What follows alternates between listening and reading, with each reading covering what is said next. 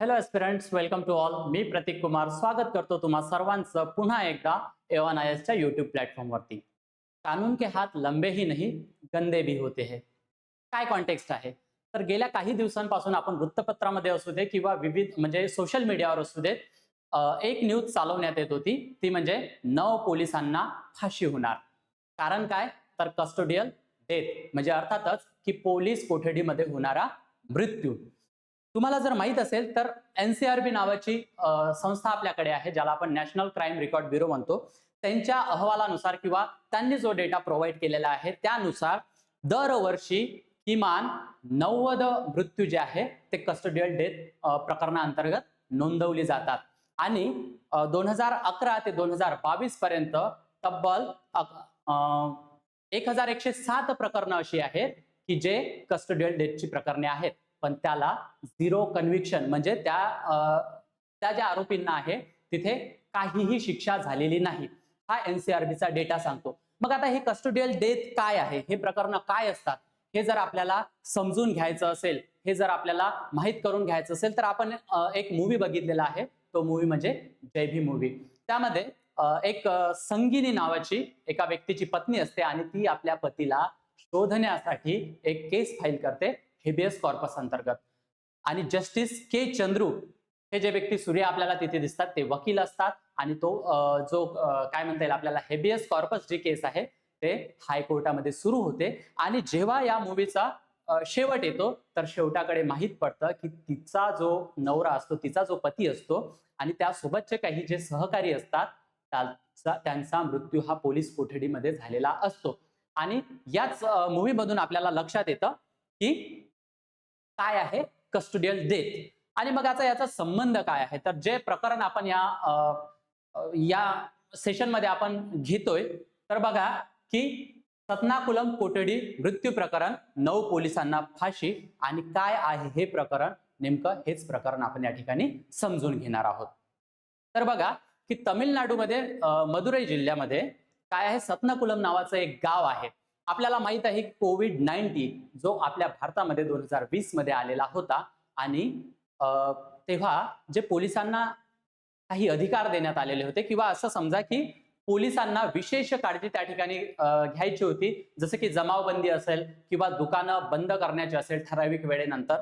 So त्या सतनाकुलम गावामध्ये एक टिंबर शॉप होतं किंवा टिंबर मार्ट आपल्याला त्या ठिकाणी म्हणता येईल. तिथे एक पिता आणि पुत्र यांना काय होते, अटक करण्यात येते. आधी एका पित्याला अटक करण्यात येते आणि जेव्हा ही अटक पोलीस करतात तेव्हा पित्याला सोडवण्यासाठी त्याचा जो मुलगा आहे तो पोलिसांकडे जातो आणि तेव्हा त्या मुलाला सुद्धा अटक करण्यात येते. कारण काय, तर त्यांनी फक्त अर्धा तास दुकान जास्त वेळ सुरू ठेवल्यामुळे. आणि असं नाही की हे दुकान बाकीच्या लोकांनी सुद्धा सुरू ठेवलेलं होतं, पण यांना अटक करण्यात येते आणि नेमका तिथेच त्या दोघांचा मृत्यू होतो. आणि मृत्यू झाल्यानंतर हा जो मृत्यू आहे तो कस्टोडियल डेथ म्हणून त्या ठिकाणी सांगण्यात येते. आणि जेव्हा त्यांच्या बॉडी या परिवाराकडे सोपवण्यात येतात तर परिवार त्या बॉडी घेण्यास मनाई करतात. आणि हे प्रकरणाला खूप हवा मिळते, प्रकरण खूप जास्त वाऱ्यासारखं पसरतं. हायकोर्टाला त्यामध्ये इंटरव्हीन करावं लागतं, जो की सु मोटो आपण म्हणतो. आणि हायकोर्ट सांगतं की आम्ही याच्याकडे विशेष लक्ष देणार. त्यानंतर CBI त्या ठिकाणी CBIची नेमणूक करण्यात येते आणि ते तब्बल 2027 पानांची चार्जशीट तयार करतात. आणि त्यामध्ये असं दिसून येतं की हा एकदम अत्यंत गंभीर गुन्हा आहे, जो पोलिसांच्या मारहाणीमुळे आरोपींना पकडल्यानंतर जी मारहाण होते, त्यांच्यावर जे अत्याचार होतात त्यामुळे त्यांचा मृत्यू झालेला आहे. आता ही सगळी स्टोरी आपल्याला सोशल मीडियावर पाहता येते, पण अभ्यासाच्या दृष्टिकोनातून आपल्यासाठी काय महत्वाचं आहे, आपल्याला कुठल्या घटकाचा अभ्यास करायचा आहे, याच प्रकरणामधून नेमकं काय समजून घ्यायचं आहे हे या सेशन मधून आपण बघणार आहोत. आणि जेव्हा हे सगळं प्रकरण जिल्हा न्यायालयामध्ये जातं तर जिल्हा न्यायालयाचा एक फैसला येतो, एक निर्णय येतो की जे ते 9 पोलीस अधिकारी म्हणा किंवा जे ते तो पोलीस वर्ग आहे त्या सर्वांना फाशीची शिक्षा देण्यात येते. जनरली ते 10 होते, पण एका पोलिसाचा मृत्यू कोविडमध्ये झाला असल्या कारणाने आता ती 9 पोलिसांना फाशीची शिक्षा सुनावण्यात आलेली आहे. नेमकं हे प्रकरण आपण समजून घेतलेलं आहे. आता बघूया या अनुषंगाने उपस्थित होणारे मुद्दे काय आहेत येते लक्षात. यामध्ये सगळ्यात एक महत्वाची गोष्ट की या आहे हेड कॉन्स्टेबल ज्यांचं नाव आहे रेवती, या त्या प्रकरणामध्ये महत्वाची साक्ष नोंदवतात आणि त्यांच्या साक्षीमुळेच त्यांनी जी दिलेली साक्ष आहे त्यामुळेच हे प्रकरण आपल्याला या ठिकाणी पाहायला मिळतं किंवा या प्रकरणाचा निकाल लागलेला आहे. तर बघा आपल्यासाठी महत्वाचं काय आहे, प्रश्न कुठे उपस्थित होतात. तर बघा संविधानिक स्तरावर आपल्याला माहित आहे की आर्टिकल 21 इंडियन कॉन्स्टिट्यूशन मधलं जे भारतीय राज्यघटनेचं आर्टिकल 21 आहे काय सांगतं की जीवनाचा म्हणजे तुम्हाला जीवन जगण्याचं स्वातंत्र्य आहे येते लक्षात. आणि त्यामध्ये जर अशा पद्धतीच्या केसेस आपल्याला दिसून येत असेल तर मग जीवनाचा हक्कभंग त्या ठिकाणी निश्चित झालेला दिसतो. आणि जर एखाद्याचा मृत्यू होत असेल तर त्यांनी आपल्या म्हणजे त्याच्या जीवनाचा संपूर्ण विनाश त्या ठिकाणी झालेला असतो. आणि मग अशातच या आर्टिकल 21 ला किती महत्व आहे त्याची जी अंमलबजावणी आहे ते या ठिकाणी होताना दिसतंय का. आणि सोबतच की आर्टिकल 22 सुद्धा आपल्याकडे काय आहे. मग आर्टिकल 22 काय सांगतं की जे गुन्हेगार असतात किंवा जे आरोपी असतात त्यांच्या हक्काचं संरक्षण ते आर्टिकल 22 मध्ये आपल्याला त्या ठिकाणी सांगण्यात आलेलं आहे.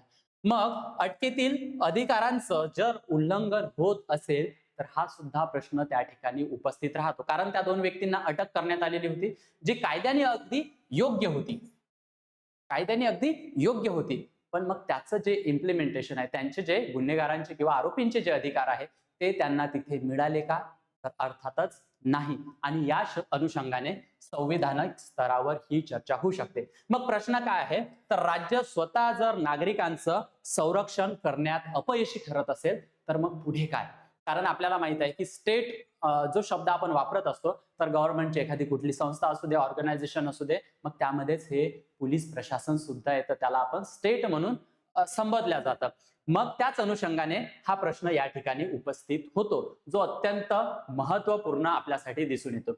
यानंतरचा अजून कुठला प्रश्न आहे तर कायद्याची अंमलबजावणी, ज्याला आपण रूल ऑफ लॉ म्हणतो. काय आहे, कायद्याची अंमलबजावणी. मग यामध्ये काय आहे तर ज्यांना कायदा इम्प्लिमेंट करायचा असतो म्हणजे अर्थात पोलिसांना ते पॉवर आहे, त्यांचं ते काम आहे कायदा इम्प्लिमेंट करण्याचं किंवा स्टेटच्या ज्या डेफिनेशन मध्ये येतात, स्टेटच्या डेफिनेशन मध्ये येतात त्या सर्वांचं काम आहे कायद्यांची अंमलबजावणी करण्यासाठी. मग पोलिसांनीच किंवा स्टेटनीच जर हा कायदा मोडला तर मग पुढे काय होणार, हा सुद्धा प्रश्न या ठिकाणी उपस्थित होतो. आपल्याला माहित आहे की कायद्याचे रक्षकच जर भक्षक बनले तर न्याय व्यवस्था कशी टिकेल. मग सामान्य नागरिकांना त्या ठिकाणी न्याय मिळणार का. मग जो जस्टिस वाला कॉन्सेप्ट आपल्याला त्या ठिकाणी येतो, तर हा जस्टिस, हा न्याय त्या ठिकाणी उपलब्ध होणार आहे का, अवेलेबल होणार आहे का, आपल्याला तो मिळणार आहे का, हा सुद्धा प्रश्न खूप महत्वाचा आहे. त्यानंतर काय आहे तर पोलीस प्रशासन. आपल्याला माहित आहे की आपल्या जे इंडियन पोलीस सिस्टम आहे आणि पोलिसांकडे पाहण्याचा जो आपला दृष्टिकोन आहे तो थोडासा आपल्याला निगेटिव्ह बाजूकडे जास्त झुकलेला दिसतो. आणि मग त्यामध्ये जर थर्ड डिग्री मेथड असेल किंवा पोलिसांची जी अकाउंटेबिलिटी असेल येते लक्षामध्ये, मग यावर सुद्धा प्रश्नचिन्ह उपस्थित राहतात. नुसतं प्रशासन असून किंवा कायदा इम्प्लिमेंट करण्यासाठी, प्रशासन चालवण्यासाठी जर आपण अधिकाऱ्यांची निर्मिती करत असेल, निवड करत असेल, नियुक्ती करत असेल, पण मग ते या त्यांना मिळालेल्या पॉवर, त्यांना अधिकारांचं काय, त्यांना मिळालेल्या अधिकारांचं इम्प्लिमेंटेशन व्यवस्थित पद्धतीने करतात की नाही. मग भारतामध्ये पोलीस सुधारणा का प्रभावीपणे अंमलात येत नाही. कारण बरेचशा गोष्टी आहे की ज्या गाईडलाईन्स आपल्याकडे आलेल्या असतात तो त्या फक्त गाईडलाईन्सच बनून राहतात आणि त्याची योग्य अंमलबजावणी न झाल्यामुळे मग कदाचित पोलीस प्रशासन या पद्धतीने काम करताना आपल्याला दिसतं का, हा सुद्धा महत्वाचा प्रश्न त्या ठिकाणी उपस्थित होतो. पुढे काय आहे तर नैतिकता. बघा आपल्याला अभ्यासाच्या दृष्टिकोनातून जीएस पेपर 4 मध्ये सुद्धा याचा कॉन्टेक्स्ट त्या ठिकाणी बनू शकतो. काय आहे, जर आपण एखाद्याच्या हाती सत्ता देत असेल आणि त्या सत्तेचा जर मग गैरवापर होत असेल तर मग पुढे काय करायचं, हा सुद्धा प्रश्न या ठिकाणी आपल्याला विचारणं अपेक्षित आहे. आणि सोबतच जर आपण एथिकल कॉन्टेक्स्ट मध्ये गोष्ट करत असेल त्याची जर चर्चा करत असेल तर एक महत्वाचा शब्द आहे सहानुभूती. आपण इथिक्स मध्ये ऐकलेला आहे शब्द इम्पथी, सिंपथी, अपॅथी हे जे गोष्टी आहेत, सो त्यामधलाच आहे सहानुभूती. मग ज्या पिता पुत्राचा कस्टोडियल मृत्यू झालेला आहे, कोठडीमध्ये मृत्यू झालेला आहे, मग त्या पोलिसांना त्यांच्या प्रती काही सहानुभूती राहिलेली की नाही, हा सुद्धा प्रश्न त्या ठिकाणी आपल्याला दिसून येतो. बघा, the greater the power the more dangerous the abuse. म्हणजे जितकी जास्त मोठी पॉवर त्या ठिकाणी असेल तो तितका जास्त त्या पॉवरचा दुरुपयोग करू शकतो. आणि नेमकं या प्रकरणामध्ये पोलिसांनी तेच केलेलं आहे. त्यांना जे अधिकार मिळालेले होते त्यांचा त्यांनी गैरवापर केलेला आहे आणि 2 निष्पाप जीवांचा त्या ठिकाणी बळी घेतलेला आहे. कशामुळे? तर सत्तेचा किंवा पॉवर म्हणा किंवा अधिकार म्हणा याचा गैरवापर झाल्यामुळे. इथे लक्षामध्ये या सुद्धा गोष्टी त्या ठिकाणी महत्वाच्या आहेत. मग पोलीस सेवेत मग अशी प्रकरणं जर व्हायला नको तर पोलीस सेवेत इथिकल ट्रेनिंग किती प्रभावी आहे? म्हणजे मग पोलिसांना या पद्धतीचं ट्रेनिंग देणं आवश्यक आहे का? कारण त्यांना जर सहानुभूती असती तर त्या ठिकाणी त्यांनी हे असं कृत्य केलेलं नसतं. बघा, मग या रिलेटेड आपल्याकडे काही कमिटी सुद्धा आलेली आहे, जशी की मलिमत कमिटी जी आलेली होती 2000 मध्ये, आणि एक केस चाललेली होती कुठली, Prakash Singh versus Union of India 2006 मध्ये. मग यांनी काही गाईडलाईन्स, इथे काय झालेलं आहे तर न्यायालयाने 7 गाईडलाईन त्यामध्ये दिलेल्या होत्या की पोलीस प्रशासनामध्ये सुधारणा करण्यात यावी. त्यामध्ये सगळ्यात महत्वाची जी आहे तर एक होती की पोलीस कंप्लेंट अथॉरिटी. काय आहे हे? पोलीस कंप्लेंट अथॉरिटी या ठिकाणी सांगण्यात आलेलं होतं की एक अशी अथॉरिटी बनवायची ज्याच्यामध्ये की ज्या तक्रारी येतात पोलिसांकडे ज्या तक्रारी येतात त्या तक्रारींकडे लक्ष देण्यासाठी किंवा मग ज्या कस्टोडियल डेथ आहे त्याकडे विशेष लक्ष देण्यासाठी या गाईडलाईन्स सुप्रीम कोर्टाने आणलेल्या होत्या. मग अशा जरी गाईडलाईन्स असल्या तरी मग त्याची अंमलबजावणी आपल्याला होताना दिसत नाहीये. सो या अनुषंगाने आपल्याला जर केस स्टडी मध्ये जर एक्झाम्पल म्हणून कोट करायचं असेल, ही केस आपल्यासाठी खूप महत्वाची आहे. आणि सोबतच मलिमत कमिटीने कशावर फोकस केलेलं होतं तर फोकस ऑन विक्टिम्स राईट. त्यांचे जे अधिकार आहेत त्यावर फोकस करण्यात आलेलं होतं. या अनुषंगाने या 2 कमिट्या म्हणा किंवा हा जो एक निर्णय आहे त्या ठिकाणी गाईडलाईन्स आलेल्या आहे आपल्यासाठी महत्वाचा आहे. आणि मग सर्वात महत्वाचा प्रश्न जो आहे तर या अशा केसेसचा किंवा हे जे असे प्रकरण होत असेल तर मग समाजावर काय परिणाम होणार आहे, सोसायटल इम्पॅक्ट त्या ठिकाणी काय असणार आहे, हा सुद्धा प्रश्न खूप महत्वाचा आहे. याचं कारण म्हणजे काय तर पोलीस प्रशासनाकडे बघताना लोकांचा पोलिसांवरचा विश्वास हा कमी झालेला आपल्याला त्या ठिकाणी दिसून येतो. कारण बघा की जेव्हा आपण पोलिसांकडे एक संरक्षक म्हणून बघण्याची जी आपली भूमिका असते ती न दिसता जर एखादा पोलीस व्यक्ती आपल्याकडे येताना दिसत असला तर आपल्याला त्याबद्दल भीती वाटते. मग ही भीती का आहे तर हा सोसायटल इम्पॅक्ट त्या ठिकाणी बनलेला आहे. याचं कारण म्हणजे आपल्याला अर्थातच पोलीस प्रशासन म्हणता येईल किंवा ज्यांच्या हाती अधिकार आहे, ज्यांना ते पॉवर यूज करायचे आहे, अंमलबजावणी करण्याचा आहे, कायद्याचा नैतिक पद्धतीने वापर करायचा आहे, तो त्या ठिकाणी होताना दिसत नाही. येते लक्षात. आणि म्हणूनच आपल्याला ती भीती वाटत असते आणि त्यामध्ये मग काय होतो, ट्रस्ट डेफिसिट तयार होतो. काय होतो? Trust deficit. आणि म्हणून मग अशात एक प्रश्न उपस्थित राहतो तर पोलीस पब्लिक ट्रस्ट गॅप ही जे ट्रस्ट डेफिसिट त्या ठिकाणी तयार झालेला आहे तर ही ट्रस्ट गॅप आपण कशी भरून काढणार यासाठी सुद्धा पोलिसांनी समोर यायला हवं. हे खूप महत्वाचे प्रश्न त्या ठिकाणी दिसून येतात. बरं, मग आता आपण हे सर्व प्रकरण या ठिकाणी बघितलेलं आहे. त्यानुसार जे प्रश्न उपस्थित होतात अभ्यासाच्या दृष्टिकोनातून असू द्या किंवा एक सामाजिक दृष्टिकोनातून असू द्या, मग याला आता दुसरी बाजू काय आहे तर बघा की सर्वच पोलीस असे असतात असं नाही. काहीच प्रकरणे अशी असतात, काहीच पोलीस अधिकारी असे असतात जे आपल्या सत्तेचा गैरवापर करताना दिसून येते. आपल्याला दुसरी बाजू समजून घेणे हे सुद्धा महत्वाचं आहे. दुसरी एक गोष्ट काय आहे तर पोलिसांवर जो ताण आहे केसेसचा असू देत किंवा इन्व्हेस्टिगेशनचा असू देत, आणि त्यावेळेस काय होतं की ज्या महत्वाच्या केसेस आहेत त्या बाजूने पडून जातात आणि तो जो ताण खूप असल्यामुळे ज्या एंटरटेनिंग गोष्टी पोलिसांसाठी असतात कधी कधी त्याला सुद्धा प्राधान्य देण्यात येतं आणि अशा पद्धतीचे मग प्रकरण आपल्याला समोर आलेले दिसतात. सो त्यांची बाजू समजून घेणे हे सुद्धा आपल्यासाठी महत्वाचं आहे. आपल्यासाठी सगळ्यात महत्वाचं आहे की पोलीस आणि नागरिकांमध्ये किंवा पोलीस आणि जे एक सामाजिक इम्प्रेशन आहे ही कशा पद्धतीने भरून काढता येईल याकडे आपल्याला विशेष लक्ष देणं महत्वाचं आहे.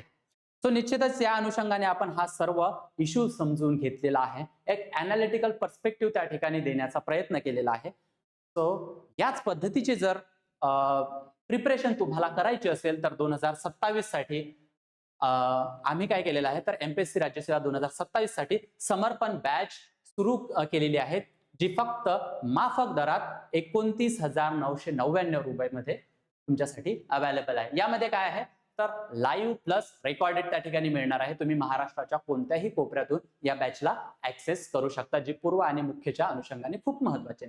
सोबत याच्यामध्ये तुम्हाला काय मिळणार आहे तर prelims plus mains live plus unlimited recording या ठिकाणी तुम्हाला अवेलेबल होणार आहे. आणि सर्वात विशेष म्हणजे लाईफ टाईम व्हॅलिडिटी. याचाच अर्थ जोपर्यंत तुमचं सिलेक्शन होत नाही तोपर्यंत या बॅचचं तुम्हाला व्हॅलिडिटी राहणार आहे. त्यानंतर काय बेसिक टू ऍडव्हान्स एनसीईआरटीचा कव्हरेज या ठिकाणी घेतलेला असेल आहे. पीवायक्यू अनालिसिस त्या ठिकाणी असणार आहे. विशेष म्हणजे आन्सर रायटिंग प्रॅक्टिस आणि स्टडी नोट्स सुद्धा तुम्हाला त्या ठिकाणी अवेलेबल होणार आहेत. सोबत टेस्ट सिरीज सुद्धा आहे आणि 1-to-1 मेंटरशिप त्या ठिकाणी तुम्हाला मिळणार आहे.